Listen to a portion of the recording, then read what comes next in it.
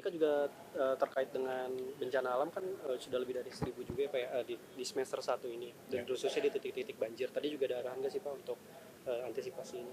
Ya, tadi yang dibahas juga semua jenis bencana, jadi tidak hanya terkait dengan kekeringan, kebakaran hutan dan lahan, tapi juga bencana-bencana hidrometeorologi basah juga sempat dibahas, dan juga persiapan kita untuk menghadapi di akhir tahun nanti ketika hujan kembali datang dan kemudian ada ancaman bencana hidrometeorologi basah, ada siklon tropis dan sebagainya.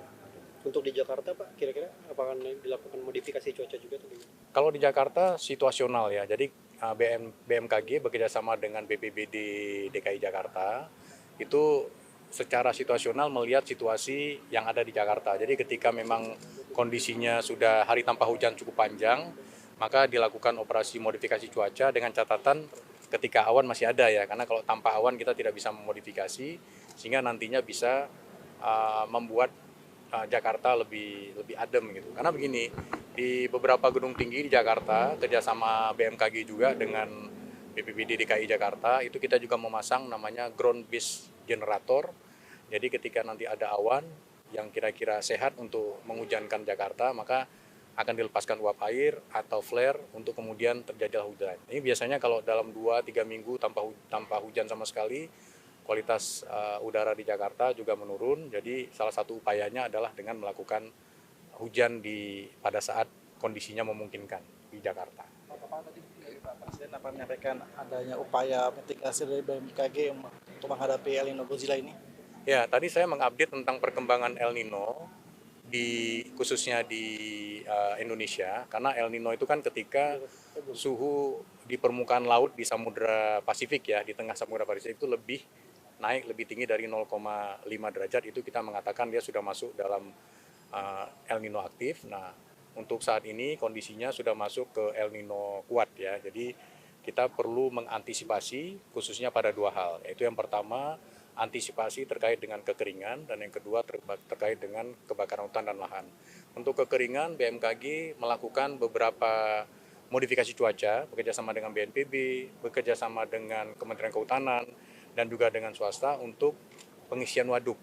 Ya, pengisian waduk-waduk yang ada di Indonesia, kita punya 240 waduk, beberapa memang tidak semua, itu kita coba isi agar bisa difungsikan untuk PLTA, bisa difungsikan untuk irigasi dan air bersih. Kemudian untuk kebakaran hutan dan lahan, tadi saya sebutkan ada 6 provinsi yang menjadi fokus kita semua, yaitu ada Riau, Jambi, Sumatera Selatan, kemudian Kalimantan Barat, Kalimantan Tengah, dan Kalimantan Selatan. Itu juga dilakukan secara berkala operasi modifikasi cuaca untuk menjenuhkan tanah di sana, tanah gambut di sana agar dia tidak mudah terbakar. Termasuk kita melakukan di Kepulauan Riau juga untuk modifikasi cuaca dan juga di Aceh, beberapa tempat secara situasional tergantung situasi dan kondisi di sana. Sudah dilakukan selama tahun 2026 ini sudah dilakukan dan efektivitasnya sekitar 30-40% dapat menambah curah hujan pada daerah-daerah tertentu. Tadi kan secara berkala Pak, itu frekuensinya berapa banyak ya Pak untuk modifikasi cuaca, terutama untuk yang hotspot yang potensi karhutla? Ya, jadi kalau modifikasi cuaca itu begini, sebenarnya kita sudah melakukan pendekatan secara integratif ya, dimulai dengan data dari permukaan muka air tanah di daerah gambut yang dimiliki oleh Kementerian Lingkungan Hidup. Kemudian kita koordinasi juga dengan Kementerian Kehutanan yang memiliki aplikasi Sipongi. Jadi kalau permukaan muka air tanah pada daerah gambut itu sudah turun pada ketinggian kedalaman tertentu, maka di sana ditetapkan perlu dilakukan operasi modifikasi cuaca untuk menjenuhkan. Karena sesungguhnya gambut itu kan ada semacam tampungan-tampungan bawah tanah yang ada di bawah tanah ini. Jadi kita menjaga agar muka air di sana tetap pada kondisi normalnya agar kondisinya dalam keadaan jenuh. Kalau dia jenuh maka tidak akan mudah terbakar. Jadi sejak tahun 2015 kan kita mengalami El Nino di 2015, 2019, 2023, sekarang kembali terjadi 2026.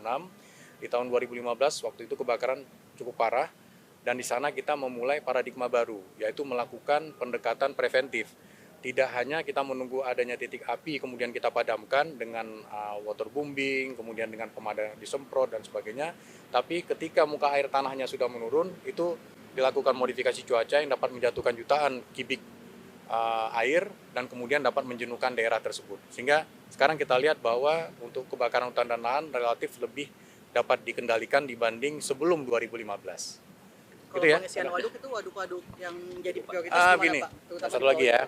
Jawa. Jadi gini, jadi misalnya sejak bulan Mei hingga Juni kami bekerjasama dengan Perum Jasa Tirta 1, itu juga Perum Jasa Tirta itu mengisi Danau Toba. Jadi Danau Toba itu kan digunakan untuk banyak keperluan, termasuk juga pembangkit listrik tenaga air ya.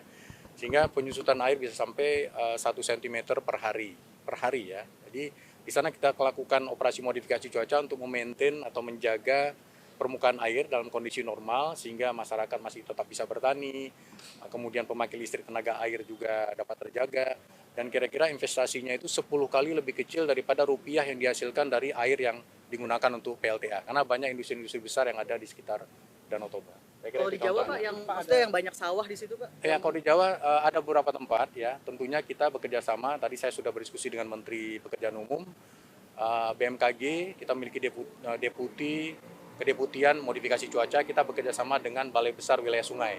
Jadi itu semua situasional karena kita ketahui Indonesia itu dibagi dalam 699 zona musim. Ini yang perlu dicatat ya, bahwa satu daerah itu tidak sama dengan daerah lain pola hujannya. Ya, pola hujannya tidak sama. Jadi ada daerah yang mengalami hanya satu musim, tidak mengenal musim kemarau. Contohnya di bagian barat dari pebukitan Bukit Barisan, atau Sabuk di bagian utara dari Kalimantan dan sebagian besar dari Papua. Itu satu musim. Artinya di musim kemarau pun itu hujannya masih lebih tinggi daripada syarat terjadinya kemarau, yaitu 150 mm per bulan. Kurang dari itu kita sebut kemarau. Jadi beberapa tempat memang katakanlah Kota Bogor itu zona satu musim ya, bukan dua musim. Sehingga ada juga musim yang terbalik. Contohnya yang ada di Maluku, itu di sini musim kemarau, di sana musim hujan. Jadi kondisi di Indonesia harus dibedakan. Kita punya 699 zona musim, sehingga tadi 240 waduk itu kita lihat bagaimana kondisi ketersediaan airnya. Jadi tidak serta-merta tanpa didasari dengan kajian ilmiah kita melakukan modifikasi cuaca, tapi semuanya berbasis ilmiah dan bahan semua yang kita gunakan juga bahan alami. Jadi tidak membahayakan secara kimiawi bagi lingkungan sekitar. Kira itu ya. Ya. Ya, terima kasih. Terima kasih.